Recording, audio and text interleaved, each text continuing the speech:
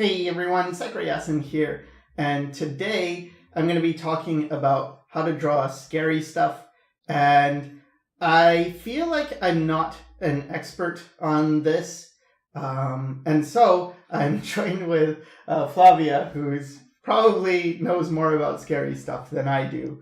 Hello. Because we were talking about this, and with cute, when it comes to cute, I made a how to draw cute stuff, cute characters tutorial. Pretty much it's all about baby proportions. Like, it's all about young baby soft things. And when it comes to scary, though, I was having trouble understanding it as well. Like, what makes something scary? And here I'm just drawing like a scary-ish face, but more like a scary personality, like someone who could do you harm, I suppose, or someone strong, not necessarily, this is going to give you nightmares. But anyway, so I was having trouble with the scary thing, like, what is it all about exactly? If cute is just about, it's like babies, and that's it. And what is scary about? And Flavia actually helped me with this.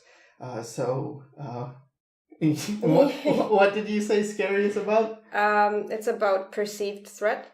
It's about, like, what do people fear? And if you're thinking about people, it helps to think about the primitive mindset. Like, okay, we're programmed as creatures to be afraid of death, obviously. So anything that evokes death or illness or things that lead to death, like threat or just wrongness in features or aggression or violence, those are things we find scary because, of course, we would. And then there's also the nocturnal creatures and the we're daytime creatures. So of course, the darkness we're not suited to it. So anything that is nocturnal also inspires fear. You actually, the thing that because I remember I was kind of on board with this, but you said something about control, like fear is you become afraid of something if you have a perceived loss of control. Yeah, if you can't control it, if you are not aware of its intentions. Like the guy you did before, he's hidden in a cape, so you're not aware of his body movements, what he might be hiding, what he might he's sort of obscured. And that is scary because you're not in control of the situation. You're not aware of it. Yeah. So here I'm doing like a nice girl who's not supposed to be that scary. But it's to show you a different side of what can be scary. Like, yeah, you could do a straight up, intense, evil looking character. Or you could do stuff like this, like removing eyebrows, I feel, is scary. And this, again, I'm surprised at how much your control thing actually checked out, because what it is without eyebrows is you can't tell emotion, and so you have less control about it. Yeah. And I was confused about things like phobias because I have a fear of moths, and some people think moths are cute and fluffy and stuff, but I just find them, I don't. Anyway, and it's because they're very unpredictable. Yeah, they have erratic movements.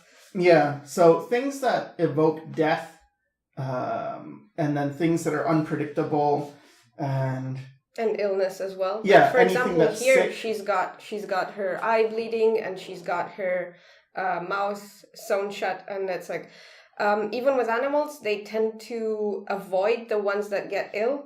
And just like it's a pre-programmed instinct to avoid your peers if they're ill, because you're afraid that you will get ill and therefore you will die. Yeah. So this translates into just what we have now. It's very civilized and it's very cerebral and it's very, I don't know, I guess filtered out, but it still goes back to the same principles. Yeah, and like pain as well.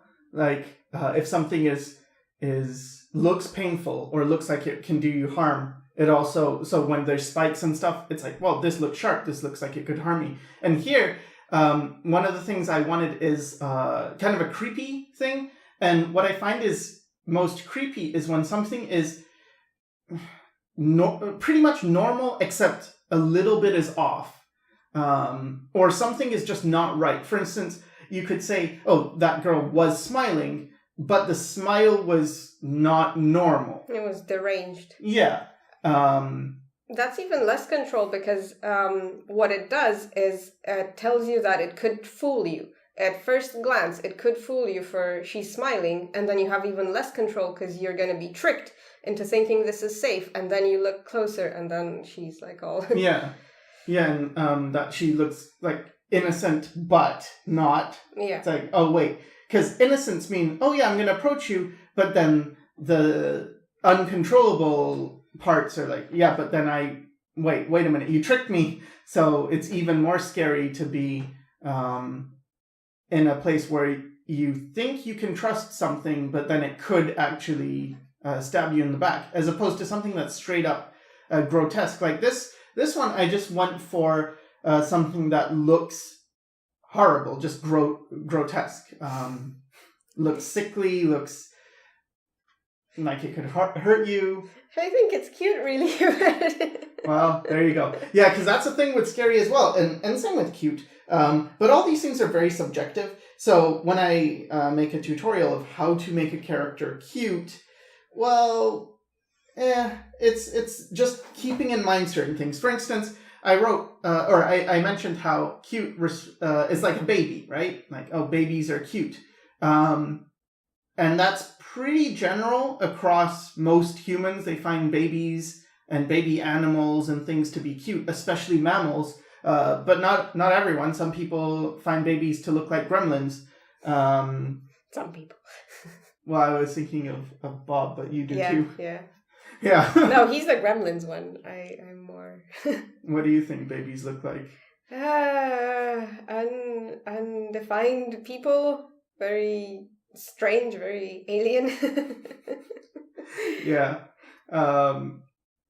So there's that. But I don't know. I think it pretty much, yeah, that's it. Like, if you want something to look scary, think about the psychology of what is scary. And like, okay, if you can convey something that's a lot of sharp things, a lot of pain, or suffering, or something that's just uncanny, it's kind of creepy, it's wrong. These can be more scary than if you think of something more literal, like, oh, a ghost is scary, so I'm going to do a scary ghost. It's like, it can be, but I think you get better ideas when you're more broad in your approach and you understand more, because then you don't have to just do the expected thing. And there was like a wave of horror movies that started where they started doing cute characters that were like Chucky it's something that's supposed to be cute, but it's not. Yeah, it's the tricking factor that is the real scare, not necessarily just, it's a doll, but it's alive, but it's aggressive, but whatever. Yeah. It's more of the dissonance between what you're expecting it to be and then what it turns out to really be. And I think they tried this with Five Nights at Freddy's, with the stuffed toys that are scary, and it's like, oh, you think it's cute, but it's not. That type of idea can be more scary than something obvious. And here what I'm going for is just colors that don't quite belong. And I was focusing on sickly colors, things that if you saw this on a human, you would feel like, oh, they're ill. Because we do respond to these, and that's why greens and yellows and things can look very putrid. Yeah, because we project a lot. Because this animal could be very healthy in its own way. Like, these could be its natural colors, but because you're projecting your own human interpretations on it, it looks scary and awful. And because you made it slimy, it's an aquatic creature, and we're terrestrial, so of course it's going to look even more scary because you're vulnerable in water. You will be exposed to this guy. I was thinking of those, I forgot what they're called, the super ugly fish that live deep in the ocean. Yeah. You like those? Yeah. Oh no. But yeah, okay. Well, there you go. So what are you afraid of then? If you're not afraid of really grotesque creatures. Well, it depends. I suppose I'm afraid of fingertip touching. Yeah, but that has a source. So yeah, it has a source in my personal trauma. So I think a lot of these phobias and fears are traced back to personal preference and lack of preference or aversion. But some of them are just very, very general, and they come from the root of humans as a species. Yeah.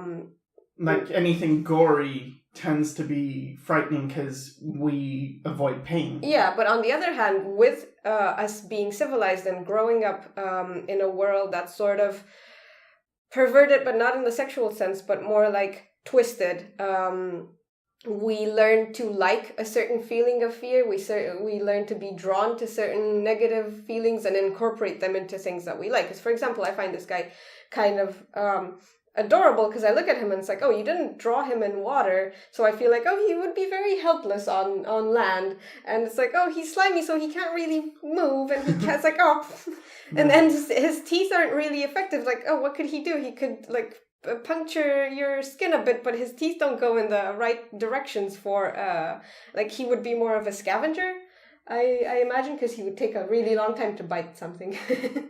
I don't know. I was trying to make him as gross as I could. I heard about how this rush that you're talking about comes from the feeling of fear and then knowing that you're okay, and that's what happens with roller coasters. Yeah. Is you're subjected to fear, like, oh no, I'm gonna die, but then you're okay, and then you usually, and this happens with a lot of people, they'll laugh right after because it's catharsis. Yeah. It's oh, I had all this panicky feelings that, oh, okay, I'm actually safe. I'm actually okay. You overcome it, and you have and instead of you get a rush off it. Yeah, instead of evoking a loss of control, it evolves the opposite. It's like, oh, I controlled and I overcame and I came out the other way alive and well. Yeah. And you get desensitized until you sort of like, oh, I like, when you go to these scare rides, you like the fact that you can have control. Mm-hmm.